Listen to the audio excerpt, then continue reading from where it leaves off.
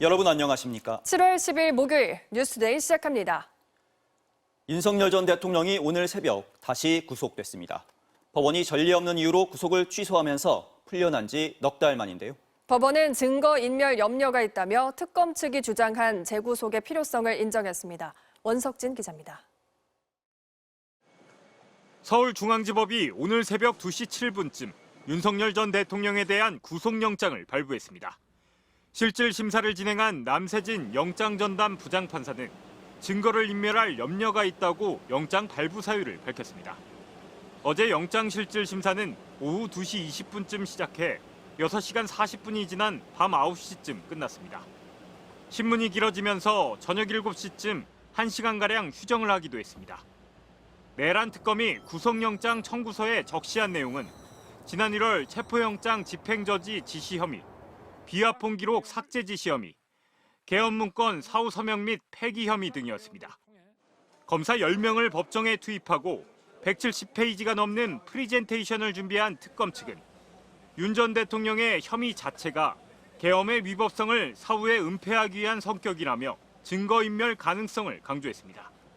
이에 대해 윤 전 대통령 측은 특검이 제시한 혐의가 이미 재판 중인 내란 혐의와 연결되기 때문에 같은 범죄로 재구속하는 것을 금지하는 형사소송법과 충돌한다고 주장했습니다.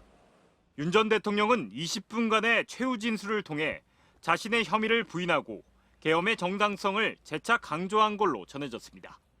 오늘 두 번째 구속심사 받으셨는데 심경 어떠신가요? 오늘 직접 말씀하셨나요? 소명은 직접 하셨나요? 신문을 마치고 5시간가량 양측의 주장을 검토한 법원은 윤 전 대통령 측의 해명에 설득력이 없다고 보고 구속영장 발부를 결정했습니다. 수사 개시 3주 만에 윤석열 전 대통령의 신병을 확보하는 속도전에 성공한 내란 특검은 앞으로 북한 무인기 도발 의혹과 같은 외환 혐의 수사나 내란 방조 의혹이 있는 국무위원들에 대한 수사에도 속도를 낼 것으로 보입니다. MBC 뉴스 원석진입니다. 그럼 윤석열 전 대통령이 다시 수감된 서울구치소 상황은 어떤지 연결해 보겠습니다. 차현진 기자가 현장에 나가 있는데요. 차 기자, 윤 전 대통령은 어젯밤부터 지금 구치소 안에 있는 거죠? 네, 그렇습니다. 윤석열 전 대통령은 법무부 호송차를 타고 어젯밤 9시 반쯤 이곳 서울구치소에 도착했는데요. 도착 직후부터 보안구역 안 구인 피의자 대기실에서 머무른 것으로 알려졌습니다. 새벽에 구속영장이 발부되면서 정식 입소 절차는 오늘 중에 이뤄질 것으로 보이는데요. 가운만 걸친 채 정밀 신체 검사를 받은 뒤 수의로 갈아입고 머그샷 촬영과 지문을 채취하는 과정을 거쳐야 합니다. 윤 전 대통령이 이동할 곳은 10제곱미터 규모의 독방으로 알려졌습니다. 구속 즉시 지금껏 받아왔던 전직 대통령 경호 업무는 중단되고요. 대신 전담 교도관이 배치돼 윤 전 대통령에 대한 수용 감독을 시작합니다. 일단 윤 전 대통령은 최장 20일간 구금된 채 수사를 받게 되는데요. 당장 오늘 내란 우두머리 혐의 재판도 열리는 만큼 당분간 구치소와 법원, 그리고 내란 특검 사무실이 있는 서울고검을 왔다 갔다 할 것으로 전망됩니다. 사실 올해 1월에 이미 윤 전 대통령이 내란 우두머리 혐의로 서울구치소에 수감됐었습니다. 그러다가 법원이 갑자기 구속을 취소하는 바람에 4개월 동안 아무런 제약도 없이 지내왔는데 그동안의 일도 한번 정리를 해볼까요? 네, 지난 3월 8일이었죠. 윤 전 대통령이 이곳 서울구치소에서 체포 52일 만에 풀려났습니다. 구치소를 나서면서 경호 차량에서 내려 지지자들에게 손을 흔들고 주먹을 쥐어 보이기도 했습니다. 구속 기간을 계산할 때 제외하는 기간을 날이 아닌 시간으로 해야 한다는 전례 없는 논리를 이 내란 사건 재판을 맡은 지기현 재판부가 받아들이면서 벌어진 일이었습니다. 검찰도 항고를 포기했고요. 그러면서 지시를 받은 부하들은 모두 구속된 상태인데 정작 윤 전 대통령 본인은 아무런 제약 없이 활동하는 기묘한 상황이 펼쳐졌습니다. 윤 전 대통령은 부정선거 음모론 영화 상영관, 한강공원, 동네 상가 등 곳곳을 자유롭게 다녔습니다. 반면 경찰의 출석 요구에는 응하지 않았습니다. 하지만 이런 상황도 4개월 만에 막을 내리게 됐습니다. 네, 예전만큼은 아니었지만 어제만 해도 법원이나 구치소 앞에 윤 전 대통령 지지자들이 모여서 구호도 외치고 그랬던 것 같은데 지금은 구치소 앞 분위기가 어떻습니까? 네, 어젯밤 윤 전 대통령이 호송차로 이곳으로 올 때까지만 해도 수십 명의 지지자들이 있었는데요. 지금은 대부분 돌아가고 구호를 외치는 사람도 눈에 띄지 않습니다. 어제 구속영장 심사 당시 서초동 자택 앞이나 법원 앞도 예전과 분위기가 달랐습니다. 신고 인원은 2,000명이었지만 수백 명만 모여 곳곳에 빈자리가 눈에 띄었습니다. 지난 1월 서부지법 구속영장 실질심사 때 수만 명이 모였던 것과 비교하면 규모가 훨씬 쪼그라들었습니다. 지금까지 서울구치소 앞에서 MBC 뉴스 차현진입니다. 증거를 인멸할 염려가 있다. 법원이 구속영장을 발부한 사유는 간단했습니다. 하지만 그 속을 들여다보면 내란 특검의 주장에 재판부가 어느 정도 손을 들어준 걸로 보입니다. 유서영 기자입니다. 법원이 밝힌 구속영장 발부 사유인 증거인멸 가능성은 내란 특검이 영장을 청구하며 가장 강조한 부분이기도 합니다.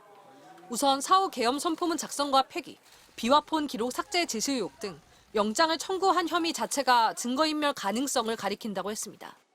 또 윤 전 대통령이 계속 풀려나 있으면 다른 인물들의 진술이 오염될 수 있다고도 했습니다. 김성훈 전 경호차장이나 강희구 전 대통령실 부속실장의 진술이 윤 전 대통령 측 변호인이 있을 때와 없을 때 달라졌다는 겁니다. 윤 전 대통령 변호인들은 대부분의 관련자가 구속돼 재판을 받고 있고 압수수색을 통해 증거도 확보돼 있다며 증거인멸 우려가 없다고 주장했지만 받아들여지지 않았습니다. 윤 전 대통령 역시 20분가량 이어진 최후 진술에서 혐의를 부인한 걸로 알려졌는데 이 역시 재판부를 움직이지 못했습니다. 영장 발부의 전제 조건이 혐의 소명이기 때문에 혐의가 있다고 의심을 할 만한 상황에서 오히려 전면 부인으로 나온 점이 증거인멸 가능성에 대한 우려를 키우는 자충수가 됐다는 분석도 나옵니다. 구속기간은 최장 20일이지만 그 안에 특검이 영장에 적시한 혐의들로 기소를 하면 윤 전 대통령은 최장 6개월 동안 구속 상태에서 재판을 받게 됩니다. 사실상 특검 수사기간 내내 윤 전 대통령의 신병을 확보할 수 있게 됐다는 뜻입니다. 이미 김용현 전 장관과 노성원 전 정보사령관의 구속기간도 연장돼 있는 상황이어서 특검은 남아있는 가장 큰 의혹인 외환 의혹 수사에 집중할 수 있는 여건을 만들었습니다. 현재 상대적으로 조사가 덜 이뤄진 평양 무인기 도발 의혹과 관련해 김 전 장관과 노 전 사령관에 대한 조사부터 시작할 전망입니다. MBC 뉴스 유서영입니다. 김건희 여사에 대한 수사도 속도를 내고 있습니다. 특히 한 부실 렌터카 업체에 대기업들이 대거 투자를 한 사건도 수사 대상인데요. 이 업체는 김 여사 일가의 집사 역할을 했던 김모 씨가 설립에 관여했는데 내사가 시작되자 김 씨는 가족과 함께 해외로 출국한 다음 돌아오지 않고 있습니다. 구민지 기자입니다. 렌터카 업체인 IMS 모빌리티입니다. 이 업체는 윤석열 정부이던 2023년 6월 카카오 모빌리티와 HS 효성그룹 계열사 등으로부터 180억 원을 투자받았습니다. 한국증권금융과 키움증권 등 투자 금융기관들도 나서서 돈을 넣었습니다. 그런데 당시 이 업체는 자본 잠식 상태였습니다. 김건희 국정농단 특검팀은 대기업들이 부실 기업에 투자한 배경에 김건희 여사가 있는지 의심하고 있습니다. 김 여사 일가의 집사로 불리는 김모 씨가 이 업체 설립에 관여했기 때문입니다. 김 씨는 2010년 서울대학교 경영전문대학원 과정에서 김 여사와 친분을 쌓았고 김 여사 모친 최윤순 씨의 지시로 잔고증명서를 위조한 혐의로 유죄가 선고됐습니다. 특검팀은 이 의혹을 이른바 집사 게이트라고 명명하고 수사에 착수했다고 밝혔습니다. 지난달 내사 진행 중에 김 씨가 가족들과 함께 해외로 나간 뒤 돌아오지 않은 사실을 확인했다는 겁니다. 증거인멸 방지를 위한 신속한 수사 진행이 필요하다고 판단하고 최근 수사에 착수하였습니다. 특검팀은 김 씨를 출국 금지했고 여권 무효화 등 조치를 취할 예정이라고 말했습니다. 다만 IMS 모빌리티 등에 대한 압수수색은 이루어지지 않았습니다. 법원에 압수수색 영장을 청구했지만 특검법상 수사 대상이 아니라는 이유로 기각됐기 때문입니다. 특검팀은 특검 수사 대상이 맞다며 압수수색 영장 재청구도 검토하겠다는 입장입니다.